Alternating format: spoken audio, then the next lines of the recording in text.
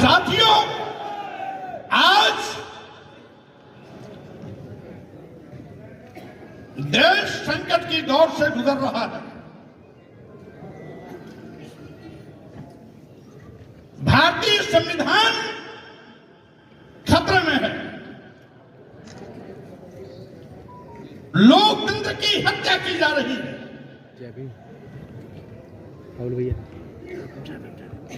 आज आपको मालूम है कि भारतीय संविधान की व्यवस्था के साथ खिलवाड़ किया जा रहा है। अनुसूचित जात, अनुसूचित जनजात और पिछड़ों को भारतीय संविधान द्वारा दिया गया आरक्षण का गला घोटा जा रहा है। यही नहीं, आरक्षित वर्ग के अभ्यर्थियों के, चयनित अभ्यर्थियों के नाम पर एक वर्ग विशेष के लोगों को नियुक्ति पत्र दिया जा रहा है। बिना विज्ञापन निकाले अनुसूचित जात, अनुसूचित जनजात और पिछड़े वर्ग के अभ्यर्थी उपलब्ध नहीं है, यह कहकर के सभी विभागों में, मेडिकल विश्वविद्यालयों में, मेडिकल कॉलेजों में और विश्वविद्यालयों में, महाविद्यालयों में एक वर्ग विशेष के लोगों की तैनाती की जा रही है। आज देश के करोड़ों करोड़ नौजवान को बेरोजगार बनाया जा रहा है, रोटी के लिए मोहताज बनाया जा रहा है। आज बेतहाशा बेरोजगारी बढ़ी है। महंगाई से आम लोगों की कमर टूट गई है। किसानों को दुगना लाभ दिलाने का वादा करने वाली भाजपा की सरकार दुगना लाभ तो आज तक नहीं दिला पाई। किसानों पर बर्बर पुलिस की लाठियां भाजी जा रही है। किसानों के रास्ते में कील और कांटे बिछाए जा रहे हैं।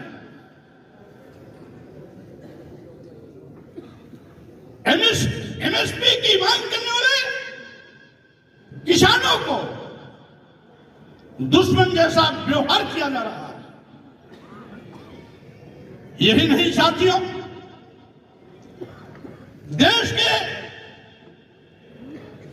लघु एवं मध्यम व्यापारी, जिन लोगों ने इनको सरकार बनाने के लिए कभी वोट भी दिया था, नोट भी दिया था, पहले उनका शोषण जीएसटी के नाम पर किया गया और अब जीएसटी से संबंधित सारे मामले ईडी को सौंपकर ग्रामीण क्षेत्र के जिले, तहसील, विकासखंडों और ग्राम पंचायतों में जो हमारे छोटे व्यापारी हैं, ईडी के माध्यम से उनकी कमर तोड़ने की तैयारी की जा रही है। यही नहीं,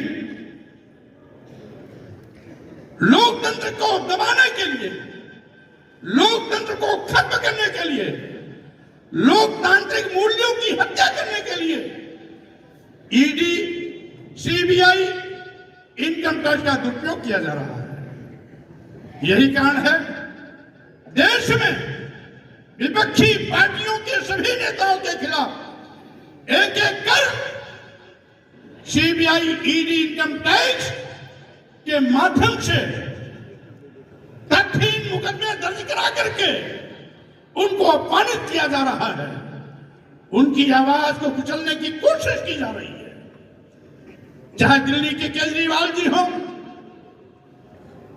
चाहे बिहार के लालू जी तेजस्वी हो, और वहां के मुख्यमंत्री जी जो पलटू राम बनकर के पलटी मार गए, नीतीश जी हो, वो भी इसी दांव के चक्कर में घुटना टेक दिए चले गए।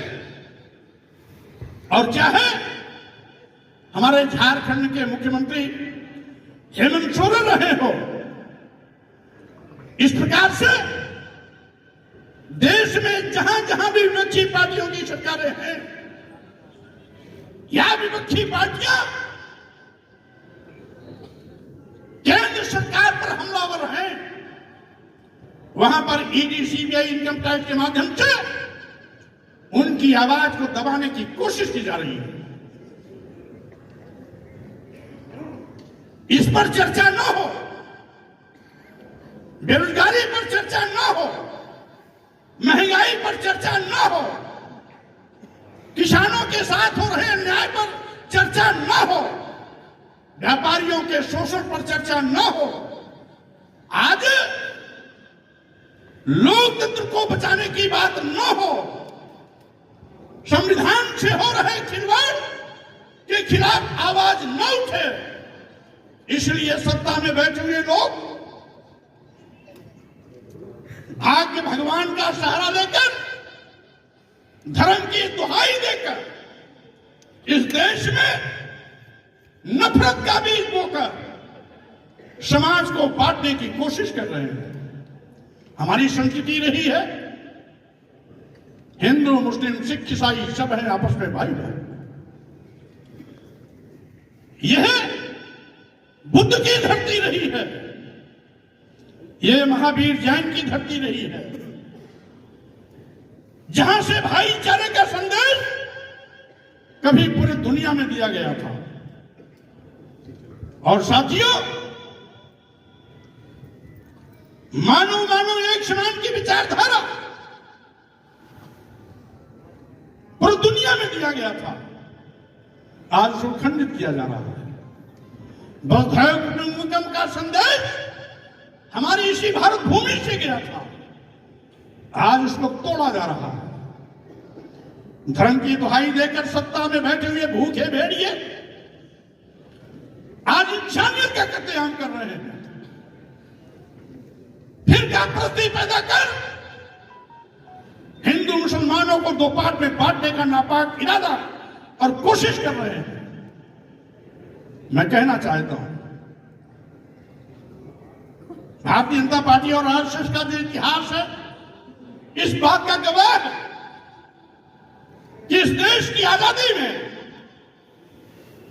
स्वतंत्रता संग्राम सेनानियों में उनके परिवार और कुनबे का कोई व्यक्ति हिस्सेदार नहीं रहा, और इसीलिए इस देश से उनको कोई लगाव भी नहीं है। वो देश को लूट रहे हैं। ये पहली सरकार है केंद्र में बैठी हुई जो देश की राष्ट्रीय संपत्तियों को, राष्ट्रीय संपदा को बेचने का पाप कर रही है।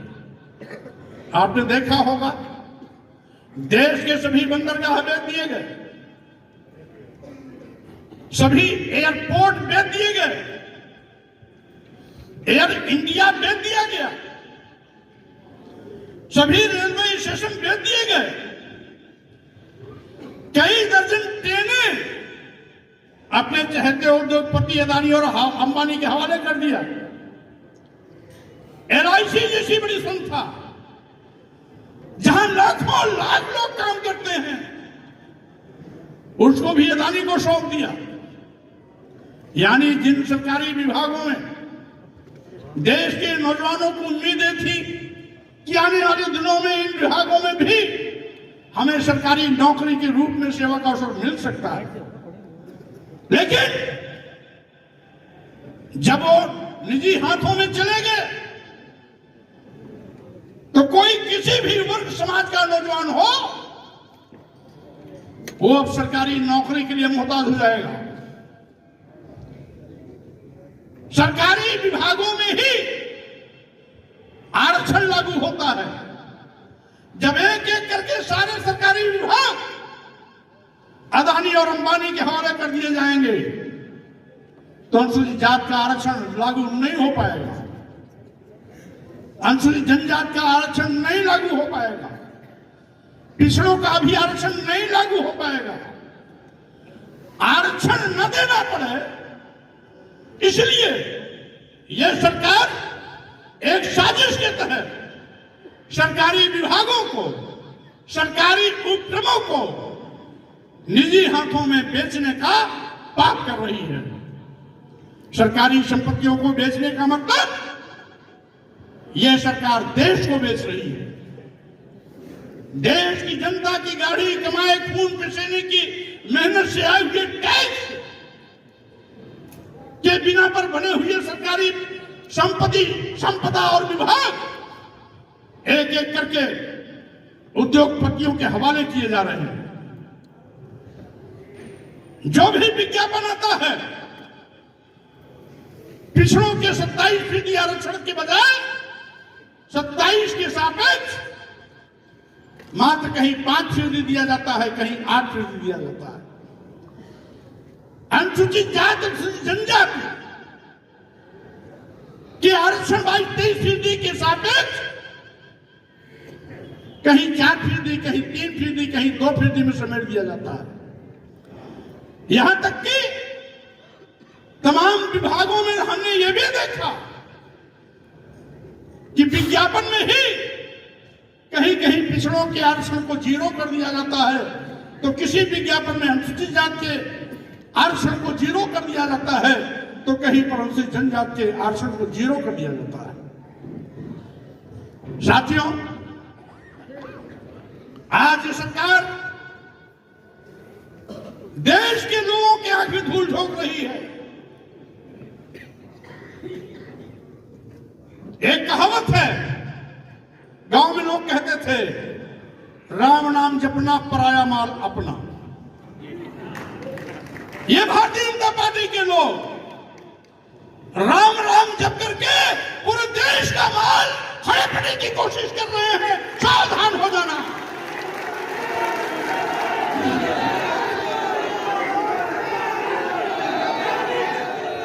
इसलिए मैं कहना चाहता हूं, ये राम के भक्त नहीं हैं, ये राम के भक्त नहीं हैं। धर्म से इनका कोई लेना देना नहीं है। धर्म के नाम पर देश की जनता की आंख में धूल झोंकने की इनकी नापाक कोशिश है।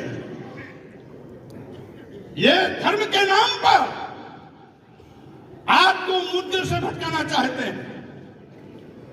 आज बेरोजगार नौजवानों के अंदर जो गुस्सा है, वो गुस्सा सड़क पर ना आए, इसलिए धर्म और राम की दुहाई देकर उन नौजवानों को गुमराह करना चाहते हैं।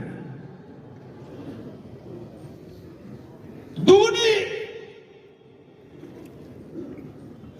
लाभकारी मूल्य दिलाने का वादा करने वाली सरकार आज एमएसपी की मांग पर लाठियां बरसा रही है।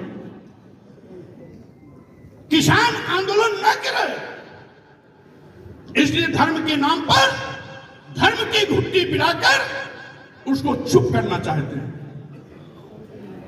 इनका धर्म आस्था से नहीं जुड़ा, इनका धर्म बेरोजगार नौजवान आवाज न उठाए, किसान आवाज न उठाए, व्यापारी धनाशोषण के विरोध आवाज न उठाए, देश बेचने के खिलाफ कोई आवाज न उठाए, लोकतंत्र को खत्म करने के विरोध में कोई आवाज न उठाए, संविधान को खत्म करने के खिलाफ कोई आवाज न उठाए।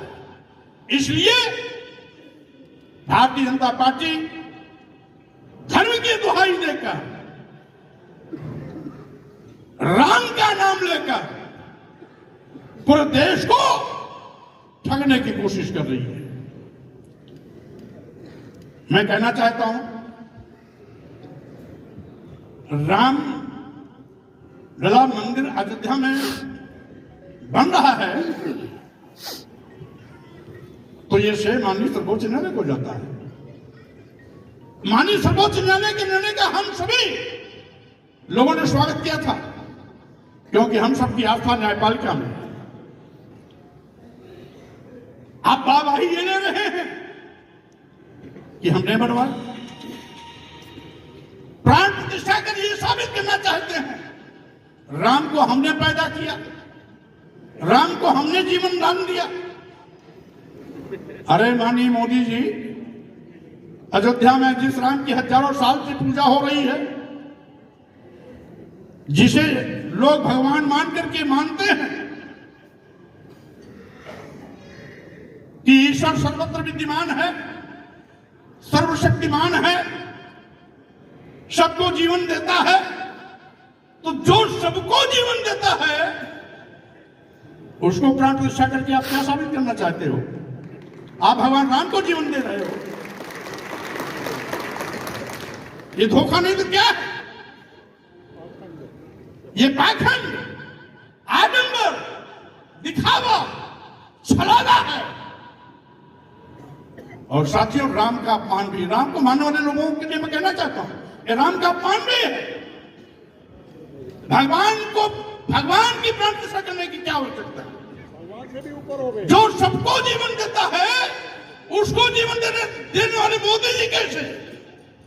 इसका मतलब साबित करना चाहते हैं ये भगवान राम निष्प्राण थे, इनके अंदर जीव नहीं था, जीवन नहीं था, मृतप्राय हो चुके थे। हमने प्राण प्रतिष्ठा करके इनको जीवन दिया। यानी भगवान को भी चुना लगाने से ये बाज नहीं आते हैं। आप सब तो इंसान हो,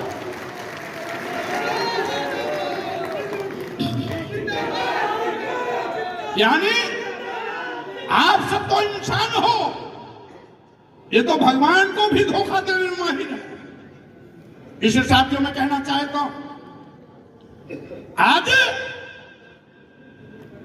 इनके गुमराहियत में मत आना। आज इस देश के नौजवानों को नौकरी चाहिए, आउटसोर्सिंग वाली नहीं, सरकारी नौकरी चाहिए, जिससे कि नौजवान अपने पैरों पर खड़ा हो सके। महंगाई से आम जनता की कमर टूट रही है। देश की करोड़ों करोड़ जनता को इस महंगाई से बचाना हम सबकी जिम्मेदारी है। किसानों पर ड्रोन के माध्यम से आंसू गैस छोड़े जा रहे हैं, रबर के बुलेट से फायरिंग की जा रही है, रास्ते में कील कांटे बिछाए जा रहे हैं। किसानों को दुगना लाभ न देना पड़े, ये आवाज दबाई जा रही है। हम किसानों के ऊपर हो रहे इस अन्याय के खिलाफ लड़ाई लड़ने के लिए सड़क पर आएंगे। इसी के साथ ही साथ आज जो लोग मंसूबा पाले हैं, अभी पूर्व मंत्री श्री भगवती सागर जी एक अखबार की कटिंग दिखा रहे थे, जिसमें आरएसएस ने अपना उसमें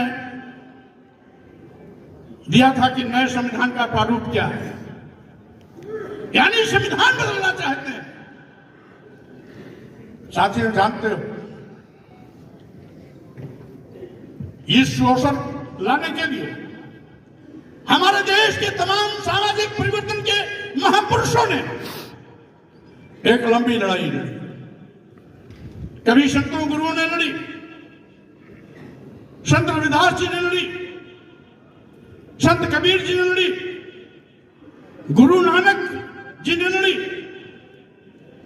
तो कभी हमारे सामाजिक क्रांति के अन्य महापुरुषों में सामाजिक क्रांति के अग्रदूत ज्योतिबा फुले जी ने लड़ी।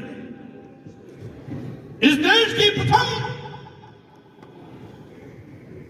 महिला शिक्षिका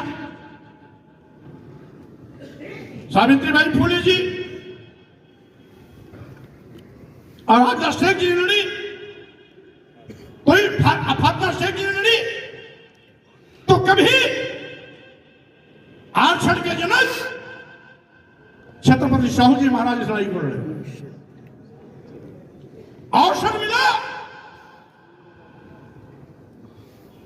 तो बाबा साहब डॉक्टर अम्बेडकर ने इन सभी महापुरुषों की उस दर्पण को, उस विचार को ध्यान में रखते हुए इस देश को एक ऐसा भारतीय संविधान दिया जिसके माध्यम से हम सभी लोग जो यहां पर बैठे हैं, भारतीय संविधान के पहले हम सभी लोगों को शूद्र कह करके जानवर से बदतर जिंदगी जीने के लिए मजबूर किया जाता रहा। हमें भारतीय संविधान बनने के पहले हमें पढ़ने लिखने का अधिकार नहीं था। इस देश की महिलाओं को भी पढ़ने लिखने का अधिकार नहीं था। आज हमारी बहनें और बेटियां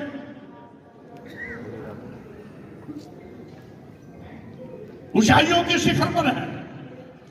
आईएएस के रूप में, आईपीएस के रूप में, डॉक्टर, इंजीनियर, प्रोफेसर के रूप में। ये देन भारतीय संविधान की। आज हमारे बीच में जहां तमाम प्रोफेसर, डॉक्टर, इंजीनियर, डीजीपी आदि लोग बैठे हैं, जज, तमाम लोग बैठे हुए हैं, ये देन बाबा साहब डॉक्टर अम्बेडकर की है। डॉक्टर अम्बेडकर अमर रहे।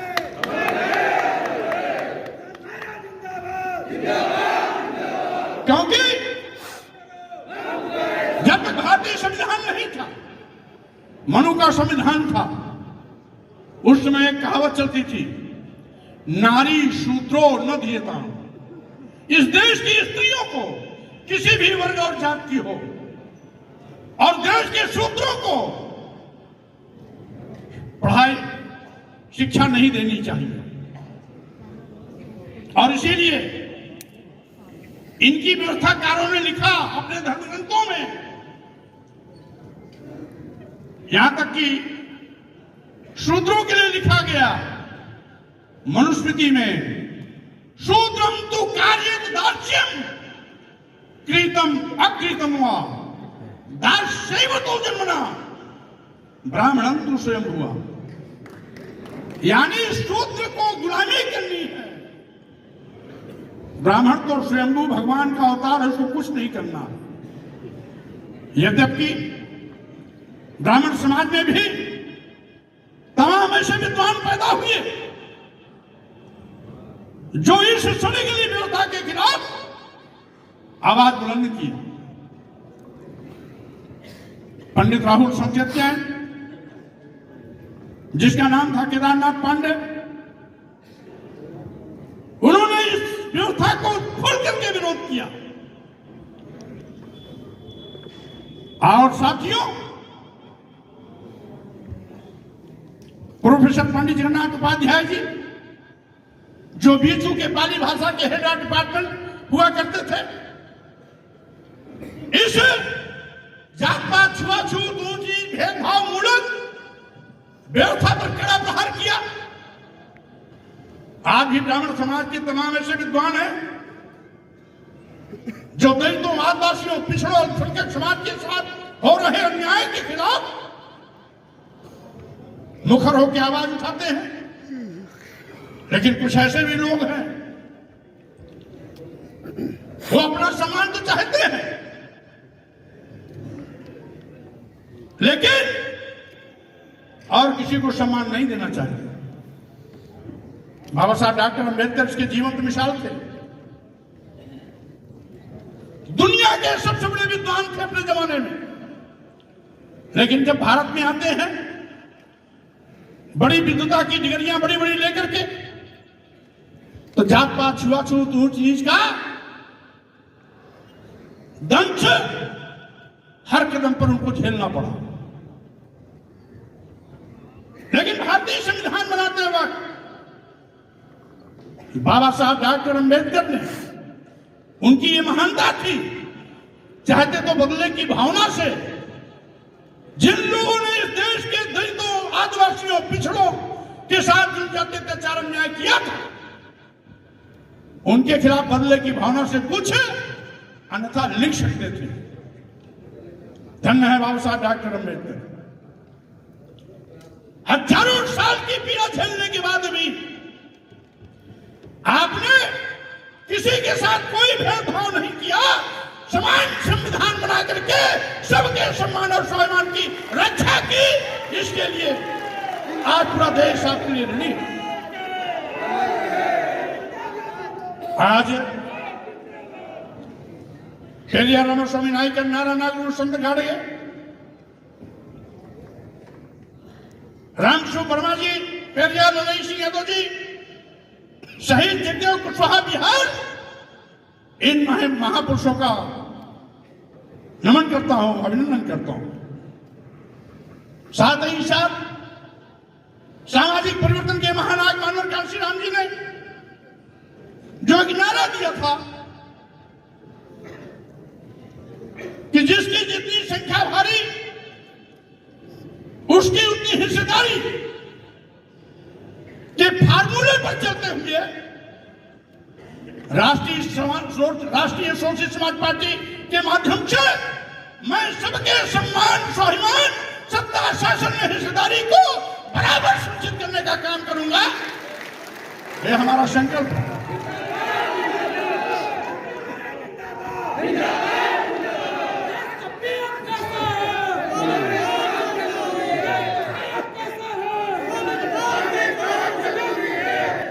साथियों, हमने छत्रपति साहू जी महाराज, ज्योतिबा फुले जी, बाबा साहब डॉक्टर अम्बेडकर, पेरियार रामास्वामी नायकर, नारा नागरू संत गाड़िए को तो नहीं देखा,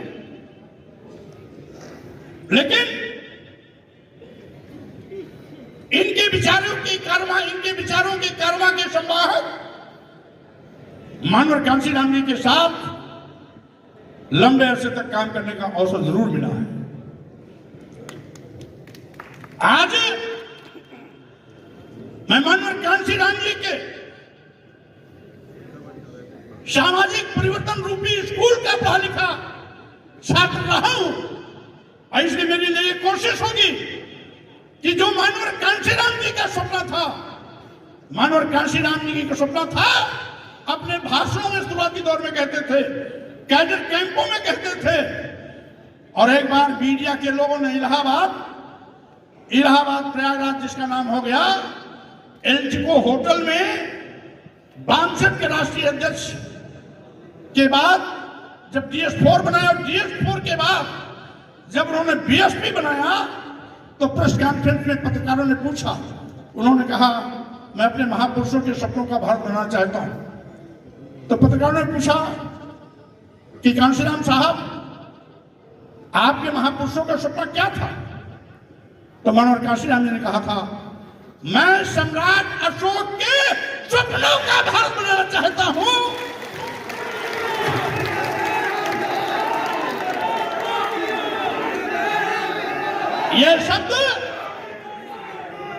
ये शब्द मानव कांशीराम साहब के थे। सम्राट अशोक के सपनों का भारत बनाने का दर्शन मानव कांशीराम जी का था।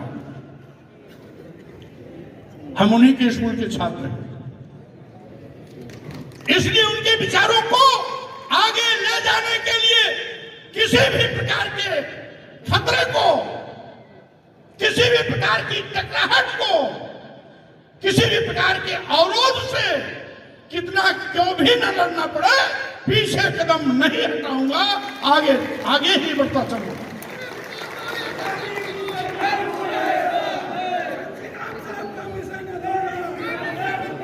इस साथियों, हम जानते हैं, हमें भी जानते हैं कि 3-4 दिन की तैयारी में आपको यहां आना पड़ा।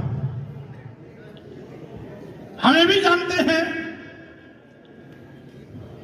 कि रास्ते में गाजियाबाद नोएडा सीमा पर आपको बड़ी दिक्कतें भी झेलनी पड़ी। बहुत से साथियों को बसें वहां पर रोक ली गई, आने भी नहीं दिया गया। उसके बावजूद इतने कम समय में आपने जो इस प्रतिनिधि सम्मेलन में बड़ी उपस्थिति दर्ज करा करके मेरा हौसला अफजाई किया है, इसके लिए आप सबका अभिनंदन करता हूं, सबका स्वागत करता हूं।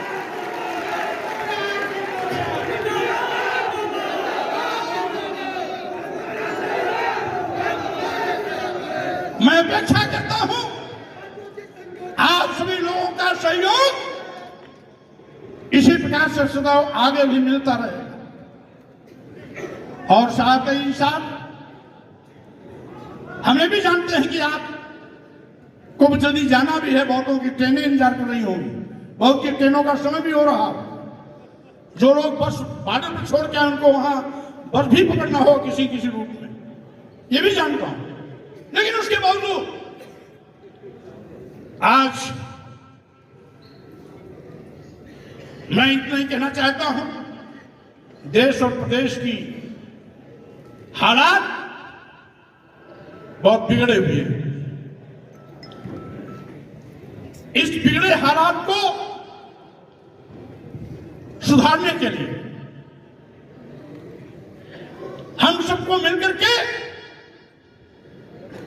मजबूत लड़ाई लड़नी होगी। मैं अपेक्षा करता हूं कि आपने जो मुझसे उम्मीदें रखी हैं, आपकी उन उम्मीदों की कसौटी पर मैं खरा उतरूं, इसके लिए जितने भी संघर्ष की आवश्यकता होगी उतने संघर्ष किए जाएंगे, उतनी मेहनत की जाएगी। लेकिन हमारी कोशिश होगी कि कभी भी आपका सिर झुकने नहीं दूंगा, आपका सिर हमेशा ऊंचा उठा जाएगा।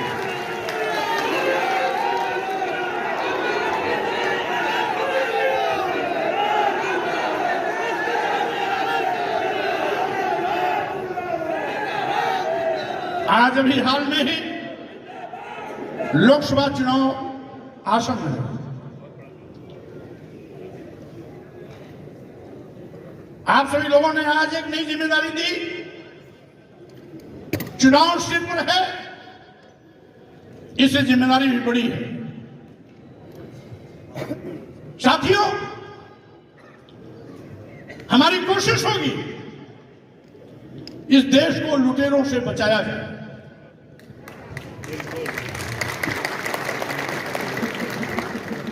इस देश का संविधान बचाया जाए, इस देश का लोकतंत्र बचाया जाए, और साथ ही साथ आने वाले 2024 लोकसभा चुनाव में सत्ता में बैठे हुए लुटेरों को बाहर का रास्ता दिखाया जाए। ये हम सबका संकल्प है।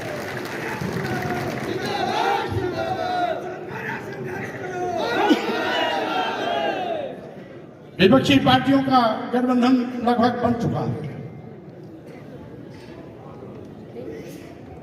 वो गठबंधन इंडिया अलायंस, जिसको हम सब ताकत देकर के और भी सशक्त बनाएंगे। आज हमें खुशी है,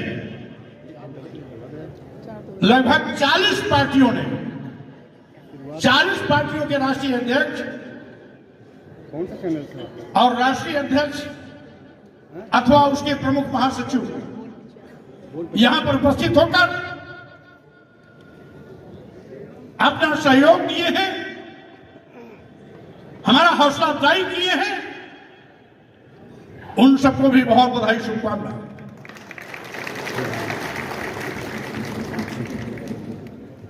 साहब सिंह धनगर जी 1 साल से मेरे पीछे लगे हुए थे।